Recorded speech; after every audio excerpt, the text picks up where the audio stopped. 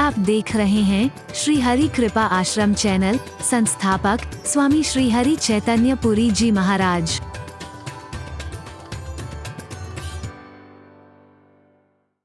बन जाओगे तो बीज जो बोया जाएगा वो फलीभूत होगा, और बंजर भूमि में बोएंगे तो कोई लाभ मिलने वाला नहीं। ये नहीं कि आओ तुम्हें मंत्र दे दूं, अनावाटे गुरु तू चिल्ला में गुरु हरि बोल। आप देखते हैं अधिकांश कार्यक्रमों में 10-10, 11-11, 12-12 हजार लोगों तक की पर्चियां आती हैं दीक्षा लेने के लिए, और मेरे शायद 10 या 11 से भी ज्यादा मिलने मुझे नहीं लगता है कहीं पे। मैं नहीं कह रहा कि वो दुर्भाग्यशाली है जिन्हें दीक्षा नहीं मिलती। मैं उनसे कहूंगा कि तुम मेरे हो, मैं तुम्हारा हूं। ये संबंध तो हमारा हमेशा का है। तुमने जब मान लिया है, अब कोई ये औपचारिकता भी कभी पूरी हो जाएगी, नो प्रॉब्लम। लेकिन तुम काहे से पा सकते हो, मैं तुम्हें वो बताना चाहता हूं। अर्जुन को तो गुरु ने शिष्य स्वीकार किया है, लेकिन एकलव्य को तो शिष्य भी स्वीकार नहीं किया है। एकलव्य तो खाली प्रतिमा बना करके ही उसी से सीखने की कोशिश कर रहा है। मैंने कल आपसे इशारा किया था, जिन्हें तुम जड़ चीजें समझते हो ना, तुम्हारा भाव जगत इतना ऊंचा उठ जाए तो वो जड़ भी चैतन्य होकर के तुम्हें जवाब देने लग जाए। चरण पादुकाओं ने कभी जवाब दिया किसी को? जूते चप्पलों ने या खड़ाओं ने जवाब दिया? लेकिन मेरा भरत श्री राम की खड़ाओं को, चरण पादुकाओं को सिंहासन पर बिठाता है, और मेरा तुलसी कहता है मांग मांग आयस करई राज काज बहुभाग। कैसे चला रहा है वो राज्य को?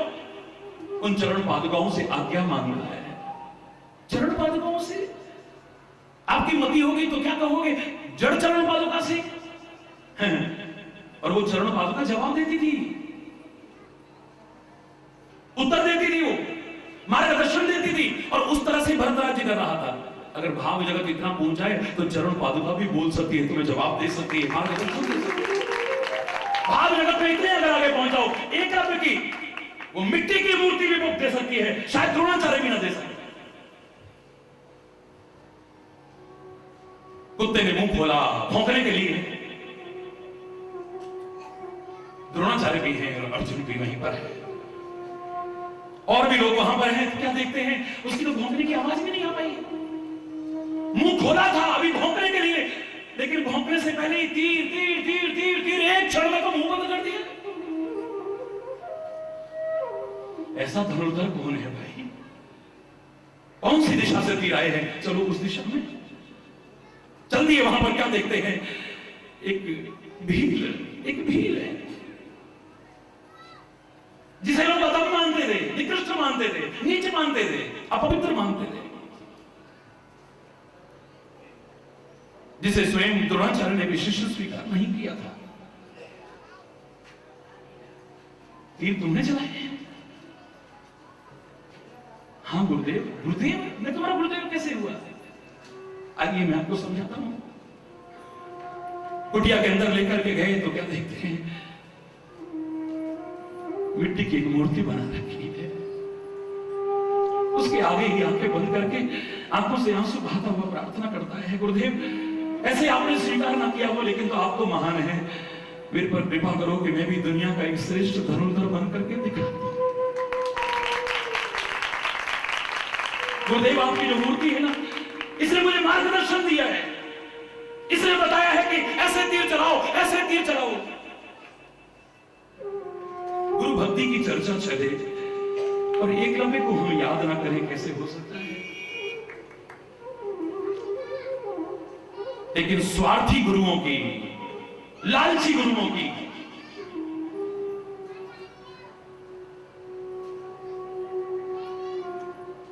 अन्यायी गुरुओं की अगर गिनती होगी तो द्रोणाचार्य को भी याद के बिना नहीं रह सकते। मेरा शिष्य अर्जुन इससे आगे बढ़ गया, ये एकलव्य, ये भील। लोगों की भावनाओं से खिलवाड़ करना, आचार्य कहला करके, संत कहला करके, महापुरुष कहला करके, सदगुरु बन करके, और फिर भी दुनिया को धोखा देना, मेरे शायद इससे जघन्य अपराध और दुनिया का कोई नहीं हो सकता।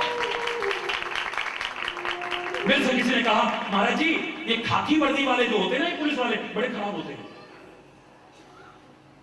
मैं कुछ नहीं बोला आगे से, तो दूसरा बोला, महाराज जी उससे भी ज्यादा खादी वर्दी वाले होते हैं, नेता लोग जो होते हैं। हरि बोलना।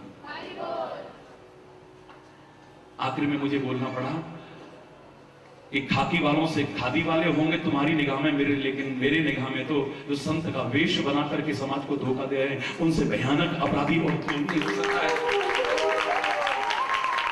जो स्वयं नहीं गिरेगा, पता नहीं कितने अनुयायियों को गिराएगा। आप अगर गलती करेंगे आपका विनाश होगा, लेकिन गुरु अगर गलती करेगा तो पता नहीं कितने अपने मार्ग पर चलने वालों को भी गड्ढे में ढकेल करके रख देगा।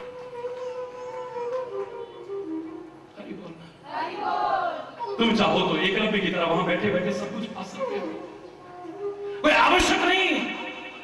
मैं खुला आह्वान, करोड़ों लोग जो सीधा प्रसारण सारे विश्व में देख रहे हैं इस कार्यक्रम का, जो तन से यहां हैं लेकिन तन से नहीं पहुंच पाए, मन से यहां हैं, उनकी सबकी हाजिरी भी स्वीकार करता हूं, उनकी भावनाओं को भी स्वीकार करता हूं, और उन सबसे कहता हूं, अगर तुम सामने नहीं मिल पाए हो घबराना मत, अगर तुम्हें दीक्षा नहीं मिल पाई है घबराना मत, तुम्हें शिष्यत्व सामने नहीं मिल पाए है कोई बात नहीं, लेकिन मैं अपना, तुम लाठी वाला भैया कहते हो, मैं तुम्हें अपना स्वीकार करता हूं, तो मुझे अपना स्वीकार करते हो। मैं वचन देता हूं कि इस संबंध को बनाए रखूंगा, और तुम भी संकल्प लेना कि इस संबंध को कभी विकृत नहीं होने देंगे, टूटने नहीं देंगे, क्योंकि संबंध तो कब टूट जाते हैं पता ही नहीं चलता है। इस परिवर्तनशील संसार में सब कुछ बदलता है, मौसम बदलते हैं, दिन रात बदलते हैं, सुख दुख बदलते हैं, यहां तक कि हमारे भाव बदलते हैं। अभी हम किसी का सम्मान करते हैं, अभी निरादर करने लग जाते हैं, अभी किसी से प्यार करते हैं, कल को दुश्मनी हो जाती है। हरि बोल। अभी दुश्मनी हो जाती है, अभी किसी पर जान नछावर करने को तैयार, और कल को उसकी जान भी देने को तैयार हो जाए तो कोई पता नहीं। शायद इसलिए मैं कहा करता हूं हमेशा एक बात दोहरा करके, ये दुनिया वाले लाख कहें ना मैं हूं ना, लाख कहें मैं हूं ना, इन पर भरोसा मत करना, ये कब धोखा दे जाएंगे, कब मझधार में छोड़ जाएंगे तुम्हें पता भी नहीं चलेगा। फिर रोगे, इससे ऐसी उम्मीद नहीं थी, इससे ऐसी उम्मीद नहीं थी मुझे, इसने धोखा दिया, इसने, मैंने अपना समझा इसको, अब मैं सब कुछ नौछावर कर दिया इसको। ये दुनिया लाख कहे, दावे भरे, दम भरे, मैं हूं ना, इन पर कभी भरोसा मत करना। और संत गुरु परमात्मा चाहे जवान से ना कह पाए, अंदर विश्वास करना, वो कह रहे हैं कि मैं हूं ना, घबराना मत। उसका साथ, उसका हाथ अगर हमारे, then don't worry, अगर तुम्हारे साथ है हरि, हरि बोलना। नो फियर, भगवान कह रहे हैं no fear when I am here, Hari बोलना। जिसके प्रति श्रद्धा है उसके नीचे लिख लेना, जिनके आप छवि विराजमान करते हो उसके नीचे लिख लेना, वो कह रहे हैं no fear when I am here, Hari बोलना। तुम्हें डरने की जरूरत नहीं, तुम्हारा कदम कदम पर रक्षा करने वाला, संभालने वाला, मार्गदर्शन करने वाला बैठा है ना, हरि बोलना, जोर से बोलना। सब धरती कागज करूं, बोलो, लेखनी सब बन राय, सात समुद्र की मसी करूं, मसी मैंने शायरी, सात समुद्र की मसी करूं और गुरु गुण लिखा। आज हरि चैतन्य महाराज जी, सारी दुनिया में आपका नाम है, करोड़ों करोड़ों लोग आप पर जान नछावर करते हैं। जब कोई ये कहता है ना, तो मैं सीधे सीधे कहता हूं, मुझे कौन पूछता था तेरी बंदगी से पहले, हरि बोल, मुझे कौन पूछता था तेरी बंदगी से पहले, मैं तुम्ही को ढूंढता था इस जिंदगी से पहले। एक खाक का जर्रा था और क्या थी मेरी हस्ती, मैं थपेड़े खा रहा था तूफान में जैसे कश्ती, दर दर भटक रहा था तेरी बंदगी से पहले, मुझे कौन पूछ, मैं था। कोई अपने बारे में इतना कहने की हिम्मत ना करे, लेकिन हरि चैतन्य आपका लाठी वाला भैया कह सकता है, मैं था इस तरह जहां में जैसे खाली सीप होती है, मेरी बढ़ गई है कीमत, तूने भर दिए हैं मोती। जड़ जीव था ये, जड़ जीव। आज मेरे सदगुरुदेव भगवान की कृपा है, ये चैतन्य बना है। और खाली चैतन्य बना नहीं है, दुनिया में चैतन्य जागृता करने लायक, चैतन्यता जागृत करने लायक बन गया। करोड़ों लोग ये कहते मिल जाएंगे, हमने ये चमत्कार देखा, हमने ये चमत्कार देखा, हमने ये चमत्कार देखा। यहां पर अधिकांश लोग ऐसे बैठे होंगे जिन्होंने 25 वर्ष पहले दर्शन किए। और सबसे आगे अगर मैं कहूं रावत जी भी बैठे हैं, तो मेरे शायद 25 वर्ष पूरे हो गए जब पैदल यात्रा में, पूरे भारत की पैदल यात्रा में 25 वर्ष, 26 वर्ष हो गए लोग।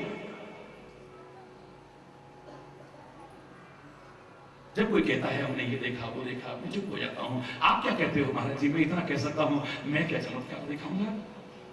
मैं तो उसकी कृपा का खुद जीता जागता चमत्कार हूं। क्यों? कल महाराज देखा नहीं हमने, हर जगह की तरह कल देखा नहीं हमने। कलश यात्रा हुई और फिर दर मूसलाधार बारिश। लोग घबरा रहे थे कैसे होगा, लेकिन मेरे बच्चे नहीं घबराते, इनको बहुत वर्ष हो गए पहचानते हुए। जो पहचानते हैं हाथ उठाओ ना जरा, सारे तो हरि बोल।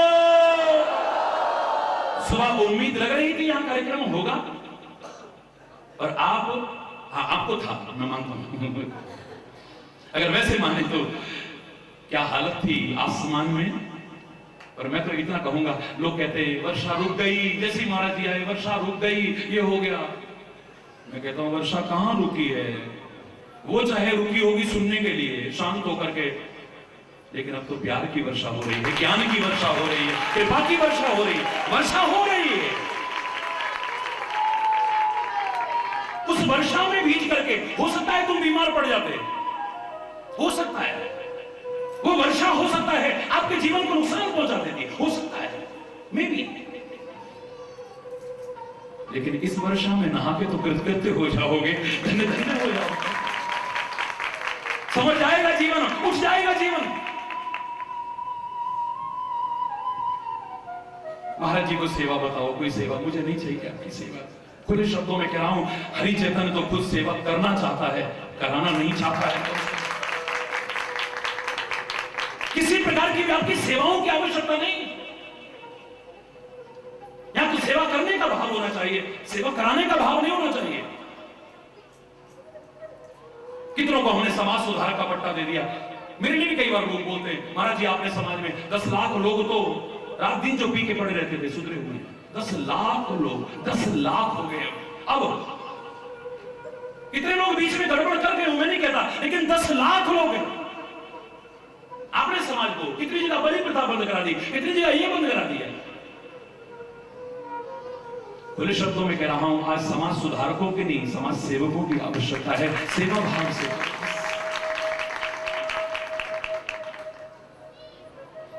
सेवा करने का भाव रखना, कराने का भाव मत रखना। इस कामना की भूमि से दिव्य संदेश लेकर के जाना, मैं हृदय से कामना भी करता हूं, आशीर्वाद देता हूं आप सबको। और जो टीवी पर देख रहे हैं करोड़ों लोग, इस काम बन में विश्वास से आओ, या काम बन को विश्वास से याद करना। मैं चैलेंज करके कह रहा हूं, तुम्हारे काम न बने तब आइए, काम बनेगा, लेकिन तेरे जीवन की पूर्णता इसमें है। साथ में जो मैं कह रहा हूं, अब नाम है कहां मां, क्या है बोलो ना, जोर से बोलो ना, और जोर से बोलो ना। मां, तू भी तो किसी के कहां मां, तू भी तो किसी के कहां मां, तू भी तो किसी के। देखना अपने जीवन को क्या परिवर्तन आया है। ये परीक्षा की जब घड़ी होती तब पता चलता है। समय करीब आने वाला होगा, क्योंकि 1 बजे तक लाइव टेलीकास्ट होगा ये, तो आरती भी होनी है। मैं थोड़ा सा उसको विराम की ओर ले जाऊंगा। संदेश तो आप रोज विभिन्न चैनल्स पर रोज सुनते हो, कई बार सुनते हो, सुबह 7 बजे से लेकर रात को 12 बजे तक। हरि बोल। गुरुदेव ने कहा कि आज तो मैं परीक्षा करूंगा शिष्यों की।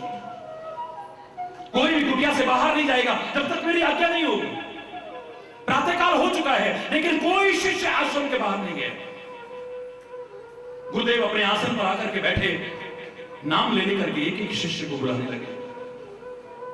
सतर्क होकर के सुनिएगा, क्योंकि उत्तर मैंने आपसे पूछना है।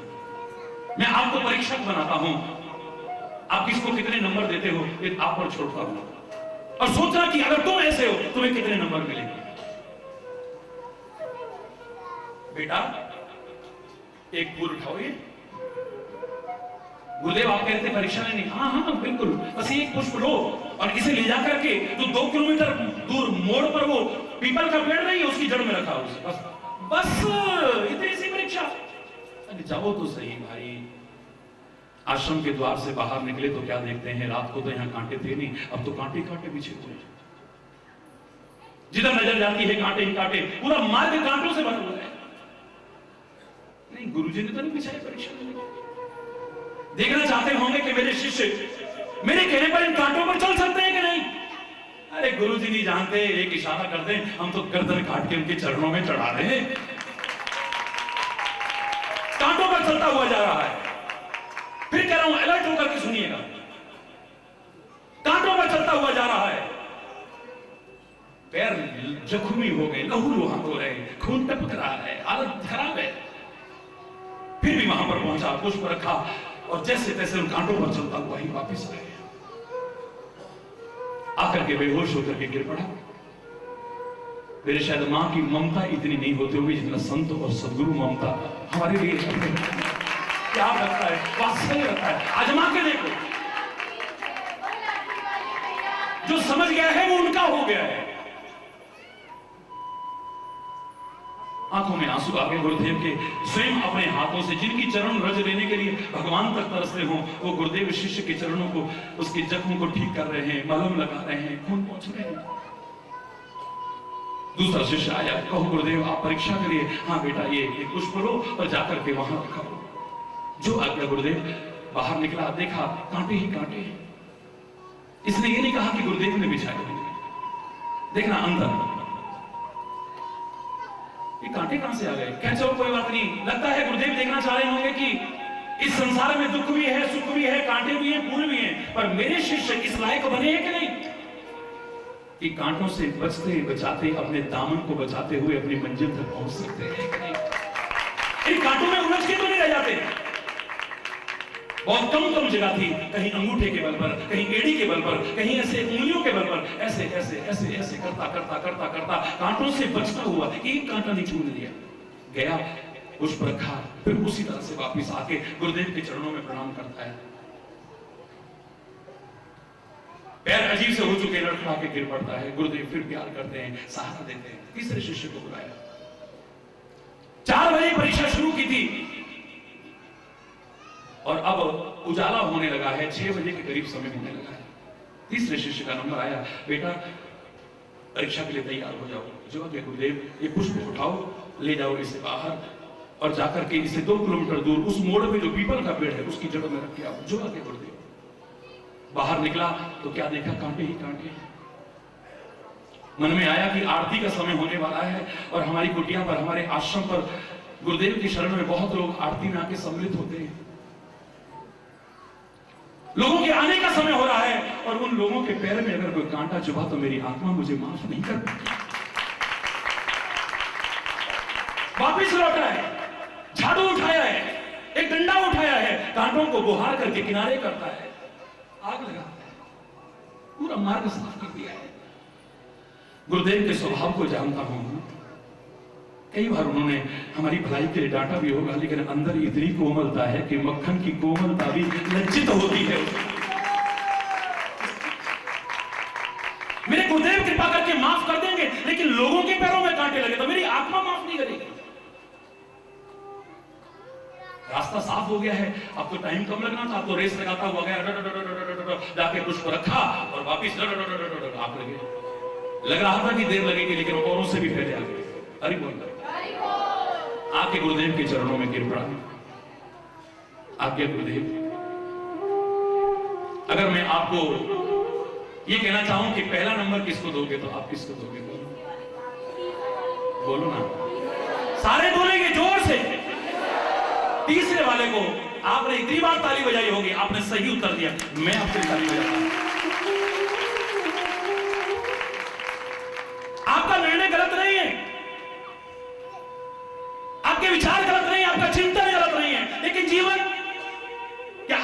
किसी के मार्ग से कांटे को उहारने की कोशिश की है? झांकना अपनी गिरेबानों में। अभी केला मिल जाए प्रसाद में तो खा के बीच रास्ते पर फेंकते हो, चाहे उस पर फिसल करके कोई गिर पड़े और दूर से देगा देगा देगा देगा अरे बोल रहा।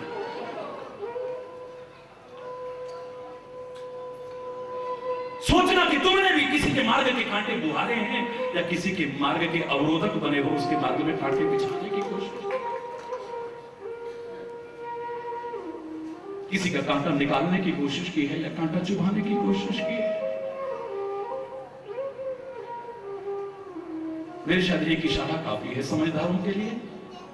ना समझ लो तो कितना भी कहते रहो उसके समझ में। मूर्ख के हृदय में चेत जो गुरु मिले ही विरंच सम पूरे ही भरे न बेहद जगत भी सुधा वर्ष ही जगत।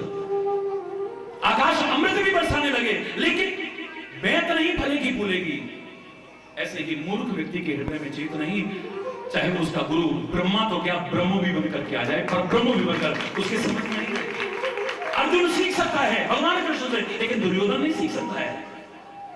वो तो माया भी कहता रहेगा, छलिया कहता रहेगा। वो अच्छे भाव बना करके जो संदेश मिले उसे जीवन में अपना समझना, इस इशारे को सहयोग की भावना रखना, परोपकार की भावना रखना, मैत्री का भाव रखना, सद्भाव अपने अंदर जागृत करना, राष्ट्रीयता का भाव जागृत करना। क्योंकि राष्ट्र है तो हम हैं, राष्ट्र नहीं है।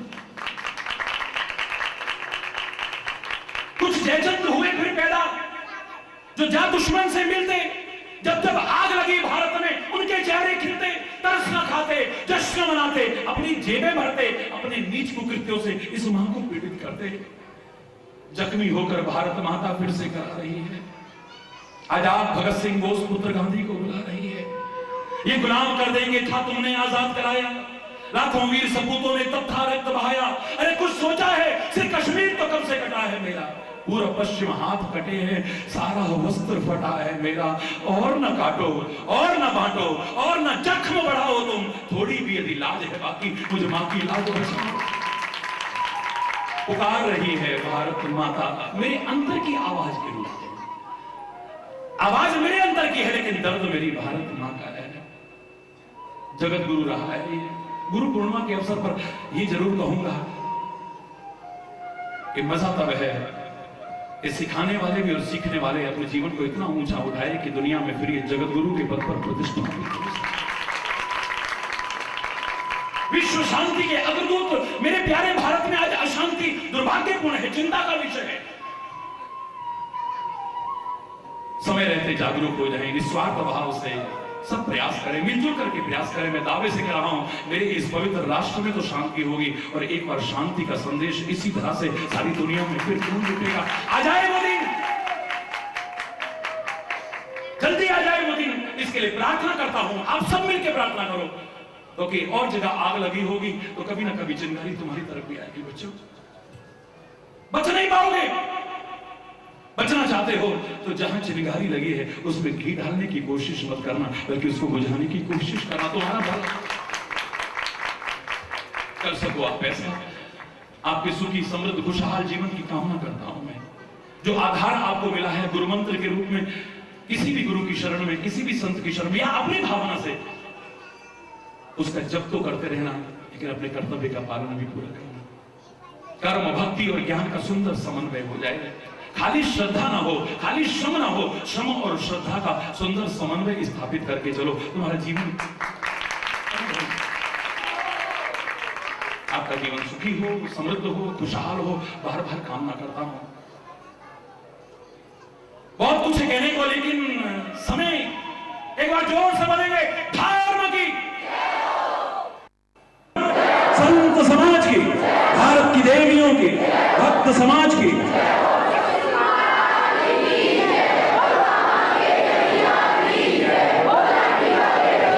बोलो वृंदावन बिहारी लाल की जय। जय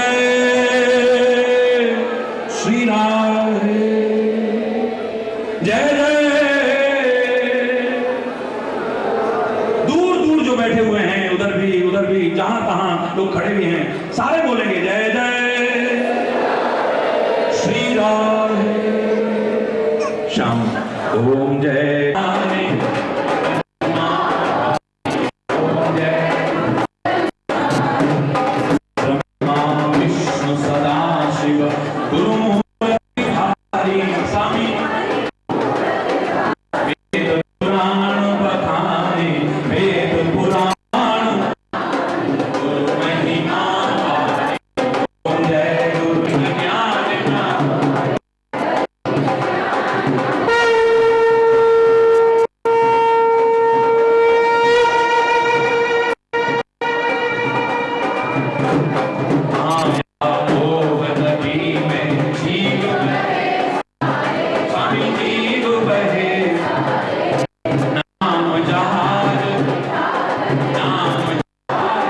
उठाकर पल में तारे हो जाए।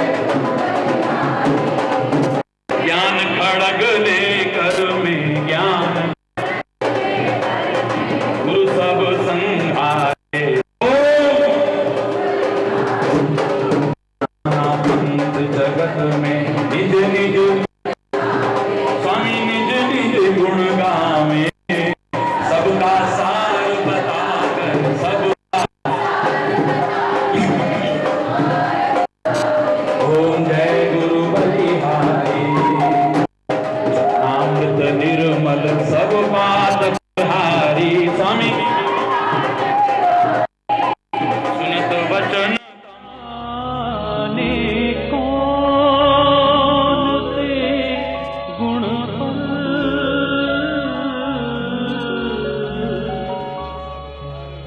न जाने कौन से गुण पर दया निधि रीझ जाते हैं।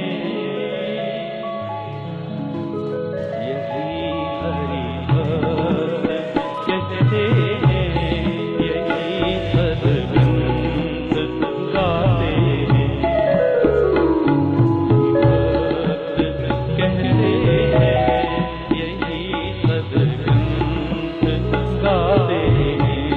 न जाने कौन से गुण पर, न जाने कौन से गुण पर दया निधि रीझ जाते हैं। यही हरि भक्त कहते हैं, यही सद्ग्रंथ गाते हैं। यही हरि भक्त कहते हैं, यही सद्ग्रंथ गाते हैं।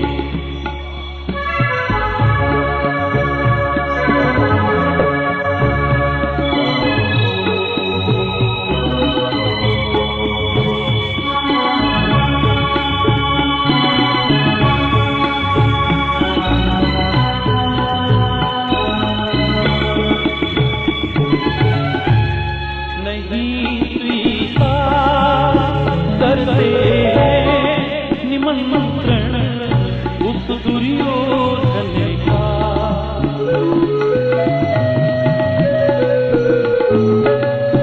नहीं स्वीकार करते हैं निमंत्रण उस दुर्योधन का। विदुर के घर पहुँच कर छिलकों का लगाते हैं। विदुर के घर पहुँच कर छिलकों का लगाते हैं। न जाने कौन से गुण पर दया की रीझ जाते हैं।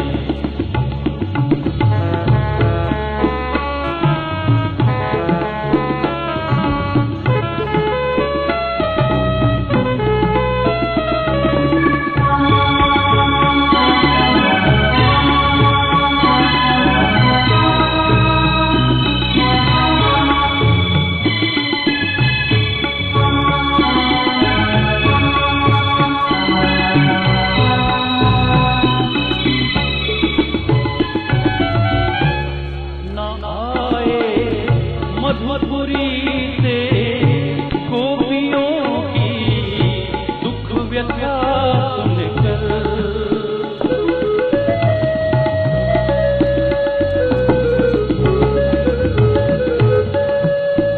आए।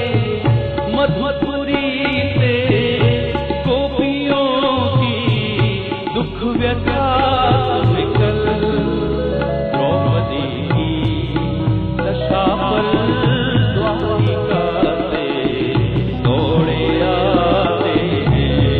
द्रौपदी की दशा पर द्वारिका से दौड़े आते हैं। न जाने कौन से गुण पर दया निधि रीझ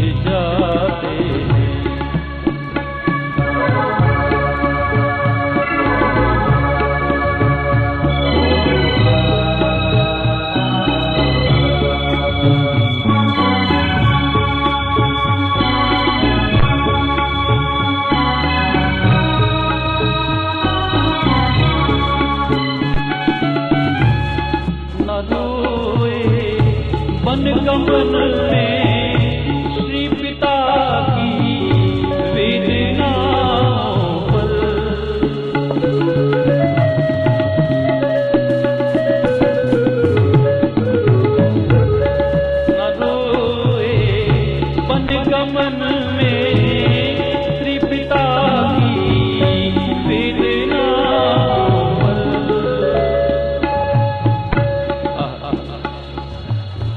दशरथ पूर्व जन्म में वरदान भी मांग चुके थे, हे राम, जब तक आपके दर्शन हो ये शरीर रहे, जिस दिन आपका वियोग हो जाए इस शरीर में प्राण न रहे। और खाली कहा नहीं, करके दिखाया। राम वन के लिए तैयार हुए। दशरथ रोते हैं, बिलखते हैं, गिड़गिड़ाते हैं, हे राम मत जाओ राम, वरना मैं जीवित नहीं रहूंगा। लेकिन वही मुस्कुराहट, स्वाभाविक मुस्कुराहट, मुस्कुराते हुए चल देते हैं वन की ओर। न रोए वन गमन में श्री पिता की वेदना,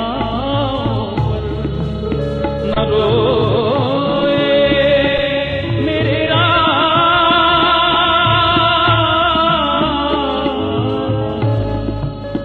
न रोए वन गमन में श्री पिता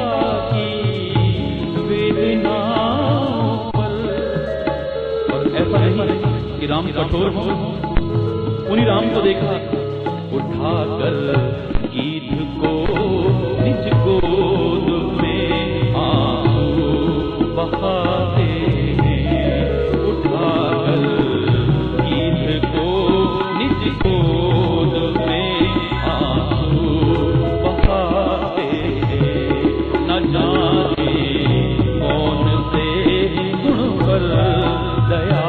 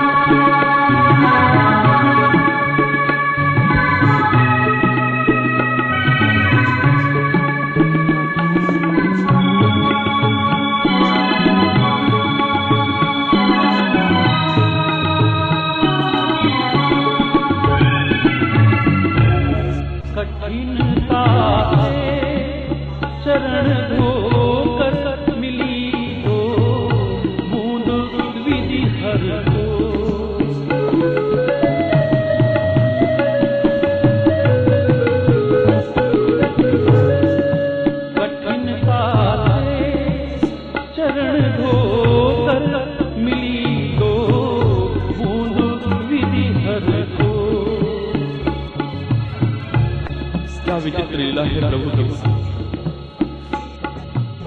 नाभि कमल से ब्रह्मा की उत्पत्ति हुई, हृदय में भावना उत्पन्न होती है, काश प्रभु के चरणों का चरणामृत मिल जाता है। इतिहास साक्षी है, सारी सृष्टि को उत्पन्न करने वाले ब्रह्मा को भी ये सौभाग्य प्राप्त नहीं हो सका। भला हो 52 अवतार का भगवान बलि के द्वार पर छलने के लिए 3 पैर पृथ्वी की याचना करते हैं। बहुत बहस सेवा स्वीकार करता है। 52 भगवान ने विराट रूप धारण किया। दोनों चरण नहीं, मात्र एक चरण ब्रह्मलोक तक पहुंचता है। कोई पहले से तैयारी नहीं थी। ब्रह्मा के कमंडल में थोड़ा सा जल था। प्रभु के चरणों को पहचाना, अपने कमंडल के जल से भगवान के चरणों को पखारा, चरणामृत तैयार किया। अभी पीना शुरू नहीं किया था। हृदय में भावना हुई, अहो कितनी सदियां बीत गई, आज प्रभु के चरणों का चरणामृत मुझे प्राप्त हो रहा है। आकाशवाणी होती है, हे ब्रह्मा, इस चरणामृत को मत पीना। तुम्हें मालूम नहीं, पृथ्वी लोक पर भागीरथ तपस्या करेगा और इस संसार को तारने के लिए गंगा के रूप में तुम्हारे कमंडल का यही जल तो इस धरा पर आएगा। रुक जाओ ब्रह्मा, मत पियो। कल्प बीत चुके हैं, इतनी मुश्किल से सौभाग्य मिला, वो भी एक चरण के चरणामृत का पान नहीं कर सका। भागीरथ ने तब किया, गंगा के रूप में ब्रह्मा के कमंडल से जल निकलता है, 2 बूंद बची, बड़ी मुश्किल से ब्रह्मा को वो पीने का सौभाग्य मिला है। लेकिन हे प्रभु, कठिनता से चरण धोकर मिली 2 बिंदु विधि हर को, कठिनता से चरण धोकर मिले 2 बिंदु विधि हर को, वो चरणों तक स्वयं के वट के घर